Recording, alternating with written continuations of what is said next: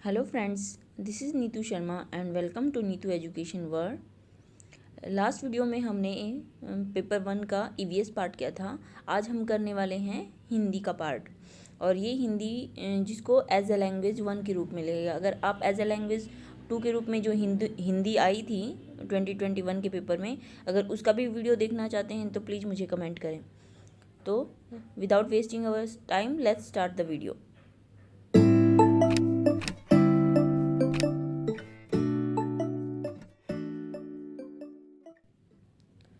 तो सबसे पहले दिया गया है एक गद्यांश, जिसमें 91 से लेके 99 तक के क्वेश्चन आंसर पूछे गए हैं। और हिंदी और इंग्लिश में यही होता है कि आपके पास एक गद्यांश होता है और एक पद्यांश होता है।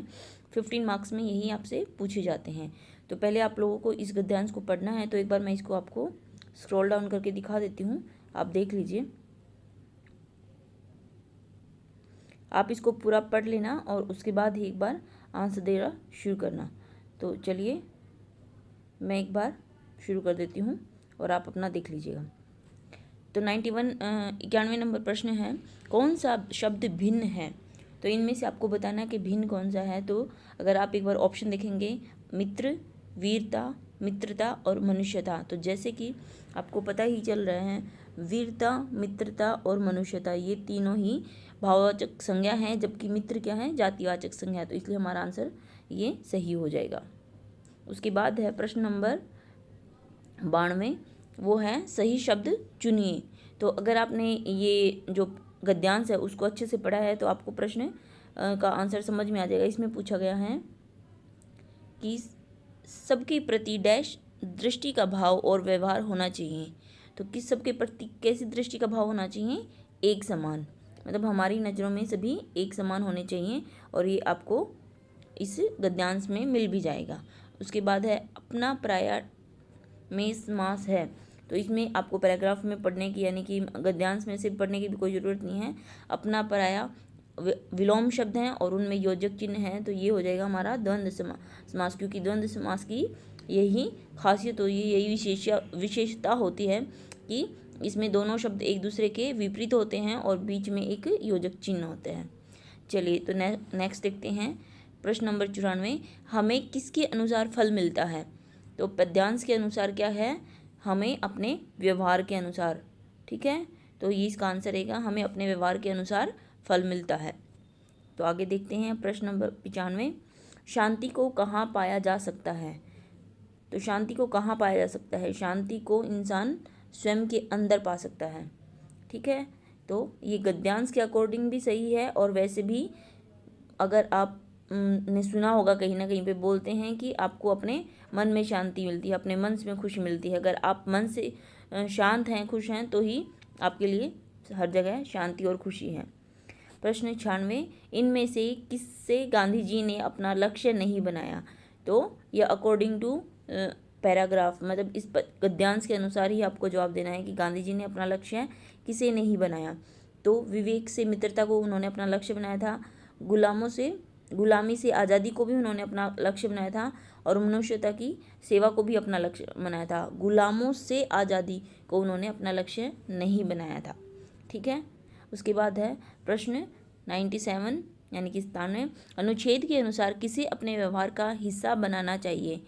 तो पद्यांश के अनुसार है हमारे पास, चारों ऑप्शन देख लो एक बार, सत्य और असत्य की परिभाषा, अहंकार और विवेक की परिभाषा, समाज और संवेदनाओं के नैतिक मूल्य, और गुरु नानक देव की शिक्षाएं। तो जो गद्यांश है उसके अनुसार हमारा आंसर रहेगा समाज और संवेदनाओं के नैतिक मूल्यों को अपने व्यवहार का हिस्सा बनाना चाहिए।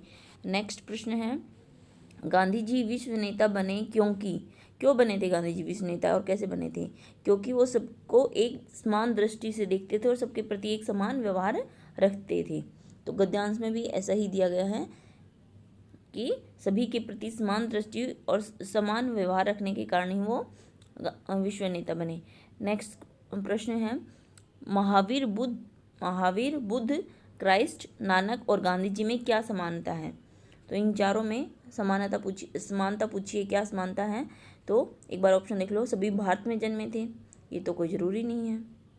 उसके बाद है सभी ने मानव कल्याण किया, सभी धर्म गुरु थे, या सभी सन्यासी थे, ऐसा कुछ नहीं है। सभी ने मानव कल्याण के लिए कार्य किया था, यही उन सब में समानता थी। तो प्रश्न नंबर 99 तक हमारे हो गए हैं। अब हम देखते हैं प्रश्न नंबर 100 से। तो अब आपको यहाँ पे दिया गया है, हाँ ये सारे हमारे हो चुके हैं। तो ये है हमारे प्रश्न 100। इसमें आपको दिया गया है एक काव्यांश।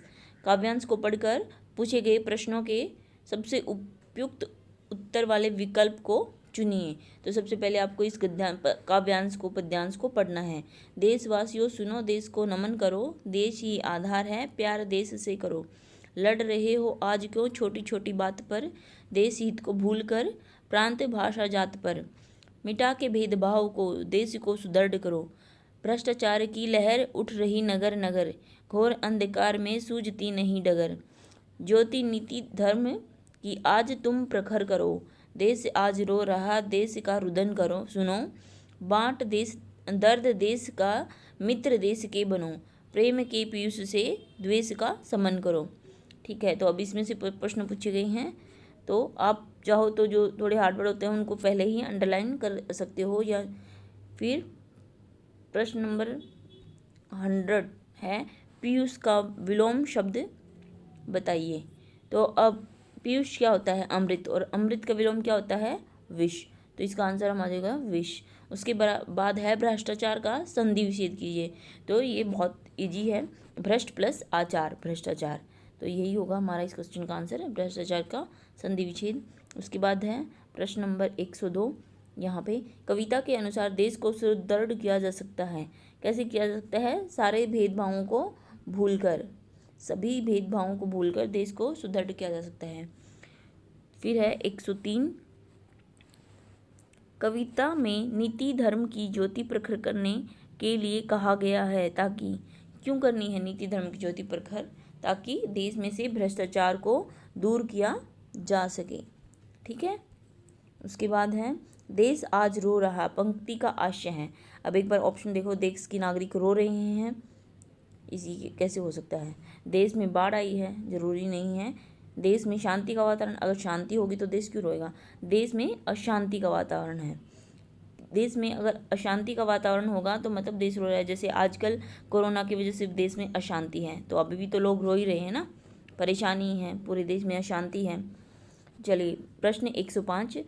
द्वेष का समन किया जा सकता है। द्वेष का समन कैसे किया जा सकता है? उसने बताया था कि प्रेम का पीयूष से द्वेष का समन करो। तो प्रेम द्वारा, किसके द्वारा? जो प्रेम है उसके द्वारा हम द्वेष को, घृणा को खत्म कर सकते हैं। तो चलिए प्रश्न नंबर 106। अब ये थे हमारे 15 क्वेश्चन जो गद्यांश और पद्यांश से आए थे। अब हमारे जो 15 क्वेश्चन होंगे वो हमारी हिंदी शिक्षण शास्त्र से होंगे। तो प्रश्न नंबर 106।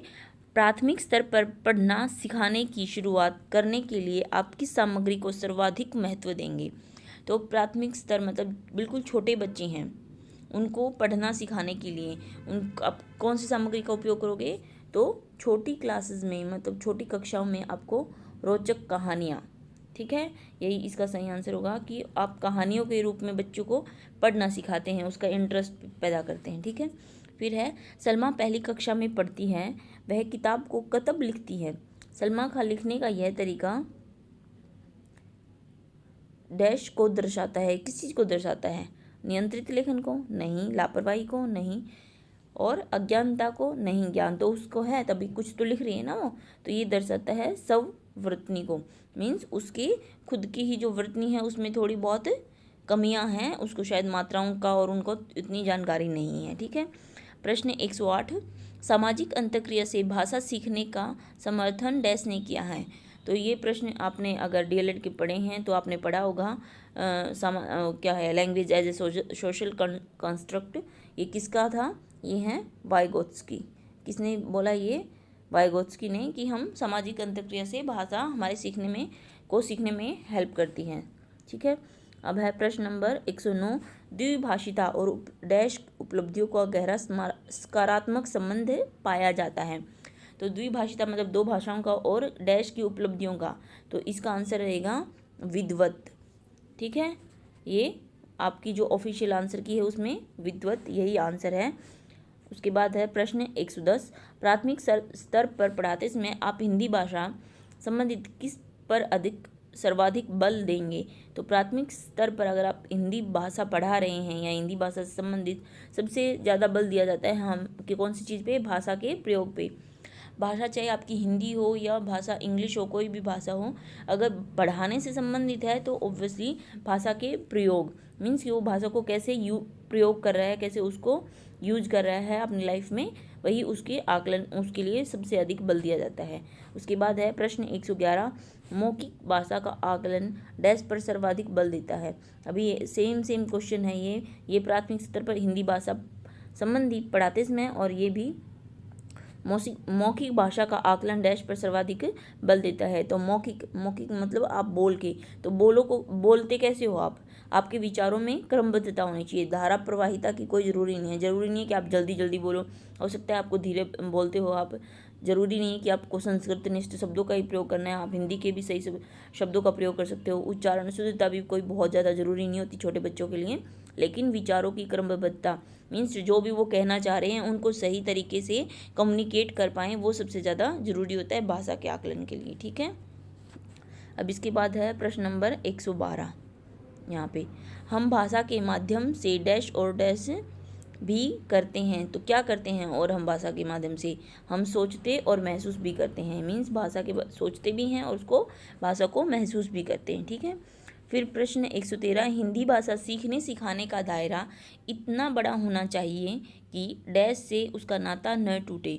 तो किसी भी भाषा को सीखने सिखाने का दायरा इतना बड़ा होना चाहिए कि भाषा प्रयोग से उसका कभी भी नाता न टूटे, क्योंकि भाषा सीखने का सही अर्थ यही होता है कि उस भाषा को हम अपने प्रयोग में ला सकें। ठीक है, उसके बाद है प्रश्न नंबर 114, प्राथमिक स्तर पर भाषा सीखने सिखाने में बाल साहित्य मदद करता है क्योंकि। अब ये बाल साहित्य कैसे मदद करेगा किसी भी भाषा को सीखने में, तो इसके ऑप्शन देख लीजिए। वह भाषा की रंगतें प्रस्तुत करता है, वह भाषा के लिए, वह बच्चों के लिए है, ऐसा तो कुछ नहीं है। वह सरल होता है, नहीं सरल जैसा तो कुछ नहीं है। वह रंगीन चित्रों वाला होता है, रंगीन चित्रों वाला होता है, ऐसा भी कुछ नहीं है। क्या होगा इसका सही ऑप्शन, वह भाषा की अलग अलग रंगतें प्रस्तुत करता है, क्योंकि भाषा साहित्य में आपको पद, कव्य, पद्यांश, गद्यांश, इवन दोहे, बहुत सारी चीज़ें मिलती हैं, क्योंकि वो भाषा की अलग अलग रंगतों को, अलग अलग भाषा के जो तरीके होते हैं एक्सप्रेशन के, उनको दिखाता है। ठीक है, उसके बाद है, ये हो गया था। हाँ, प्रश्न नंबर 115, कक्षा 1 में लिखना डैश से प्रारंभ होता है। तो कक्षा 1 में लिखने का मतलब क्या है, वाक्य लिखने नहीं, शुरू से नहीं, अक्षर लिखना, ये भी कोई ज़रूरी नहीं है कि अक्षर लिखे तो ही आपका लिखना प्रारंभ हुआ है। अगर आप अपनी पेंसिल को पकड़ के कोई चित्र भी बनाते हैं, आड़ा टेढ़ा कुछ भी, आप सर्कल बना रहे हैं, कोई ट्रायंगल बना रहे हैं, या कुछ जिग जैग भी बना रहे हैं, तो वे भी आपका एक लिखने की शुरुआत है। तो चित्र बनाना इसका सही ऑप्शन होगा, चित्र। ठीक है, उसके बाद है प्रश्न 116, भाषा कौशलों के बारे में आप किस विचार से सहमत हैं। तो एक बार चारों आंसर जो हैं ऑप्शन हम पढ़ लेते हैं, ये एक दूसरे को प्रभावित नहीं करते। हमारे पास देखो 4 भाषा कौशल हैं, कौन कौन से हैं। सबसे पहले हम सुनते हैं, फिर बोलते हैं, उसके बाद पढ़ते हैं और लिखते हैं। तो यही 4 हमारी कौशल हैं, लैंग्वेज स्किल्स हैं, लिखना, पढ़ना, बोलना और सुनना। ठीक है, तो ये एक दूसरे को प्रभावित नहीं करती, ऐसा तो हो ही नहीं सकता, प्रभावित तो करेंगी। ये सभी एक साथ नहीं सीखे जा सकते, ये भी गलत है। ये एक निश्चित क्रम में सीखे जाते हैं, ये ठीक है, निश्चित क्रम में सीखे जाते हैं, पर ऐसा नहीं है कि बिल्कुल ही एग्जैक्ट एक क्रम में सीखे जाते हैं, ऐसा कुछ नहीं। आप बोलने के मतलब सुनने के साथ साथ धीरे धीरे बोलना भी सीख जाते हैं। ठीक है, तो इसका आंसर होगा, ये एक दूसरे से अंतर संबंधित होते हैं, क्योंकि ये इंटर रिलेटेड होते हैं कि अगर आप बोल रहे हो तो आप सुन भी रहे हो, कहीं ना कहीं आप लिख रहे हो तो आप पढ़ भी रहे हो, तो ये चारों स्किल्स एक दूसरे से इंटर रिलेटेड होती हैं। ठीक है, अब उसके बाद है प्रश्न नंबर 117, पाठ्य पुस्तकों में रचनाएं एक वातावरण निर्मित करती हैं और अभ्यास प्रश्न उन्हें डैश उनसे गहराई से डैश और व्यापक अनुभव स्तर से डैश का मौका देते हैं। तो पाठ्य पुस्तकों में जो रचनाएं होती हैं वो एक एनवायरनमेंट पैदा करती हैं। कोई भी आप कहानी पढ़ते हो तो एक अलग ही माहौल बनता है, और वो हमें जो उसके अभ्यास प्रश्न होते हैं वो क्या होता है, हमें परखने, जुड़ने और तादात्म्य के लिए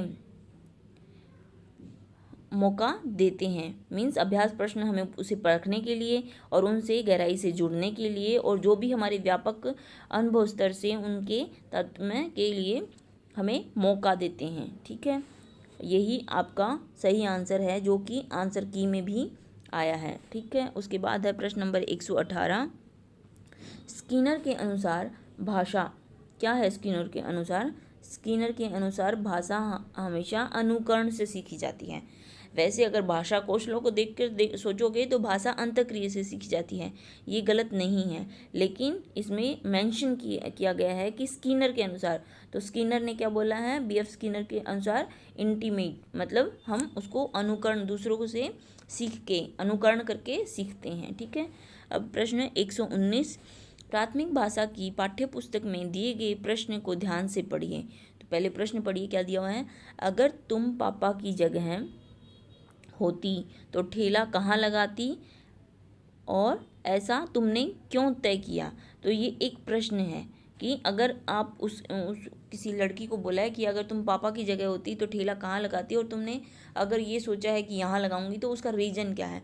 तो यह प्रश्न किससे जुड़ा है? अब देखो, इस तरह के प्रश्न होते हैं कि आप ये क्यों कर रहे हो, इसका क्या रीज़न है, कैसे तय किया, कहाँ से आया।